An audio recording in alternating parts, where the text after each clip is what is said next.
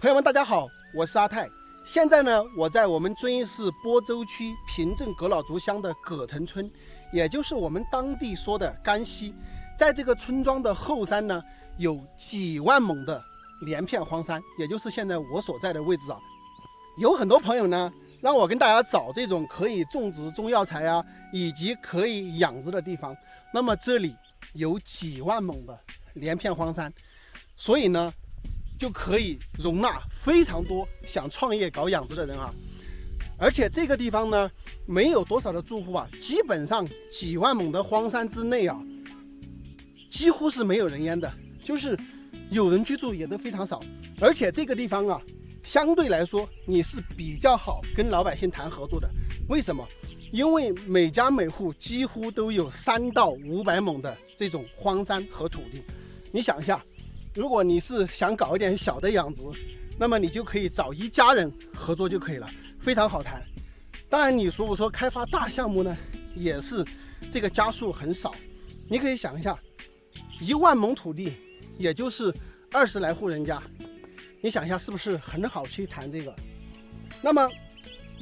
这个地方的整个山上的海拔呢，大概在800米到1300多米之间。我给大家一些建议，如果说你只需要100-200亩、200-300亩的面积呢，你就照这个村庄来找，随便找一户人家看一下他的地方呢，你就可以跟他合作，来这里不管是搞种植、养殖都可以。假如说你是做比较大的一个项目啊，那么你就直接去找村政府去了解这个事情，由村政府出面去给你解决，因为你去一家一家去谈也不现实啊。这里适合搞哪些东西呢？你比如说养羊也好，养牛也好，养跑山猪也好，都可以。整个这一片它的山呢，虽然说有点大，但是它并不陡峭，又有比较小的一些丘陵，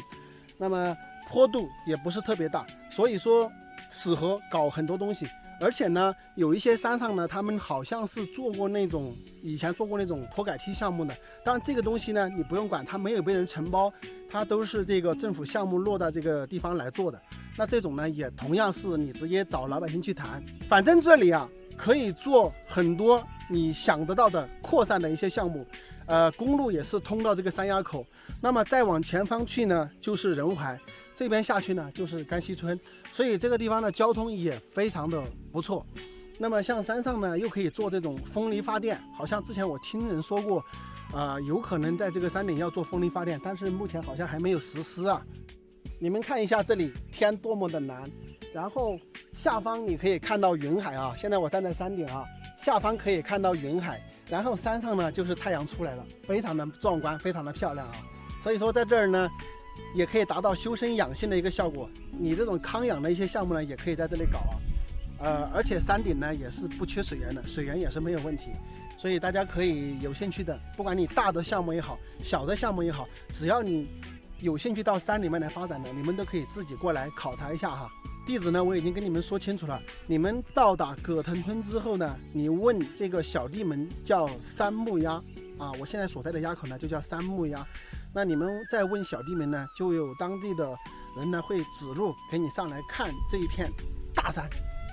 几万亩哦，真的不跟你们开玩笑哦。在遵义周边，你想找几万亩的连片荒山，我现在只知道有3个地方。现在我都只知道有3个地方，其他的基本上没有啊。本来这里我是不会再来报道的，为什么？因为我有一个心意的，也是粉丝朋友，也是一个大老板，然后他们是拟投资，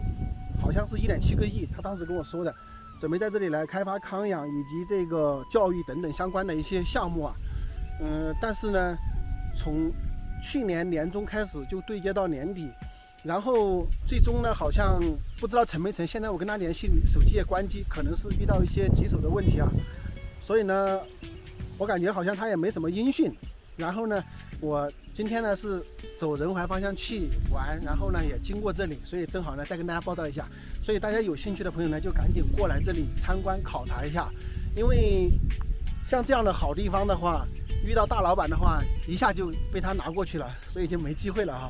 有兴趣的朋友呢，正好在这个春暖花开的时候可以过来看一下。而且这个山上还有很多的野果啊，那种还有一种花叫什么花也非常多，所以这里还可以开发成那种就是赏花的旅游景点，也是非常不错。反正这里可以搞很多的事情哈，可能经常做旅游开发的人呢，可能会更有灵感一点哈。如果有人在这里来搞一些不管是种子养殖的项目呢，都能够更好的把这些山呢，或者说林下经济啊做起来啊，这个呢是我们乡村振兴必须要走的一个路线哈。也希望呢有兴趣的朋友们呢，你们自己过来到这里来参观考察一下，然后再决定适合去做什么样的项目哈。